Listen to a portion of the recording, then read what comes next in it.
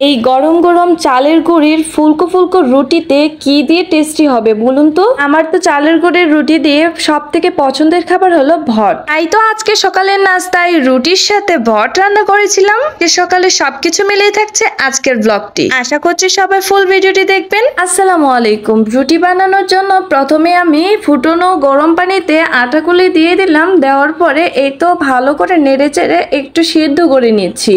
আর হ্যাঁ, ফুটন্ত গরম পানিতে কিন্তু আগে থেকে আমি লবণ দিয়েছিলাম। লবণ দিলে রুটিটা স্বাদটা আরো বেড়ে যায়। যাই হোক, এইদিকে রুটিটা আটাটা করে রাখলাম আর এইদিকে প্রেসার কুকারে আগে ভট সিদ্ধ করতে দিয়েছিলাম।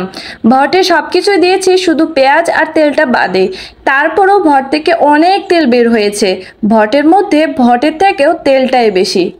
এই তো তারপরে আমি পেঁয়াজ কুচি দিয়ে ভালো করে বেরেস্তা করে নিচ্ছিলাম। আর এইখানে বাগার দিয়ে দিলাম আমি সেই ভটটা। এখন দেওয়ার পর ভালো করে কষিয়ে নিতে হবে। এই ভটটা যত কষানো হবে টেস্টটা কিন্তু ততই বাড়তে থাকবে। আমার কাছে কষানো কষানো ভটটা কিন্তু খুবই ভালো লাগে। আপনাদের কার কার ভট পছন্দ অবশ্যই কিন্তু কমেন্ট বক্সে জানিয়ে দিবেন। আর আপনারা কে কোন জায়গা থেকে আমার এই ভিডিওটি দেখছেন অবশ্যই জানাবেন। ভট রান্না করছি কিন্তু গরম মশলা না অ্যাড করলে কি হয়, অনেকটা পরিমাণে গরম মশলা অ্যাড করে ফেললাম। প্রায় 3 চামচ আমি গরম মশলা অ্যাড করেছি। শেষ ফিনিশিংয়ে এই কালার এসেছিল। এই তো তারপরে আমি সে আটাটা করে নিচ্ছিলাম। এতক্ষণে ভটটা রান্না করছিলাম। আপনাদের ভাইয়া যেহেতু বলেছে আজকে সকালের নাস্তাটা ভট আর এই রুটি দিয়েই সেরে নেব। তার খুব পছন্দের এই জিনিসটা। তার পছন্দ হলে আমার কেন পছন্দ হবে না বলুন তো।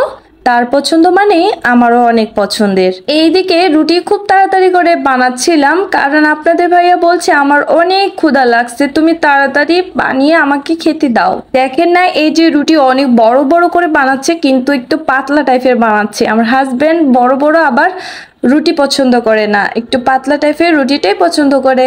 তো তার জন্য এইরকমই ভাবে বানাচ্ছিলাম। এই তো আবারও আপনাদেরকে দেখিয়ে দিচ্ছি। যারা রুটি বানাতে পারেন অবশ্যই জানাবেন, আর কে কে বানাতে পারেন না আপনারাও কিন্তু কমেন্টে জানাবেন। আর এই তো দেখুন তাওয়াটা আমার এদিক ফেটে গেছে। এখন কিভাবে করে রুটি সেকবো ভাবলাম এইটার উপরেই সেকবো। এটা কিছুদিন আগে একটু ফাটা ছিল, এখন একটু বেশি ফাটে গেছে। আর কিছুদিন গেলে হয়তো বা এটাতে আর রুটি শেখা যাবে না। তারপরে রুটিটা উলট পালট করে নিচ্ছিলাম। রুটিগুলো মাশাল্লাহ দিলে অনেক সুন্দর ফুলকো ফুলকো হচ্ছিল। আর এই ফুলকো রুটি দিয়ে খেতে কিন্তু বেশ মজা। যেই রুটি কিন্তু ফুলবে বেশি সেই রুটি টেস্টও হয় বেশি। দেখেন তো মাশাল্লাহ একটার পর একটা রুটি শিখতেই আসি। এই তো সুন্দর সুন্দর করে হয়ে যাচ্ছে। শেষ ফিনিশিংয়ে এই যে হাজবেন্ডকে এখন খাওয়ার দিব। তো কেমন লাগলো আমার এই ভিডিওটি অবশ্যই সবাই কমেন্ট করে জানাবেন। ভালো লাগলে একটা লাইক, একটা কমেন্ট এবং একটা ফলো দিতে ভুলবেন না। সবাই ভালো থাকবেন, সুস্থ থাকবেন। আজকের ভিডিওটি এখানে শেষ করলাম। আল্লাহ হাফেজ।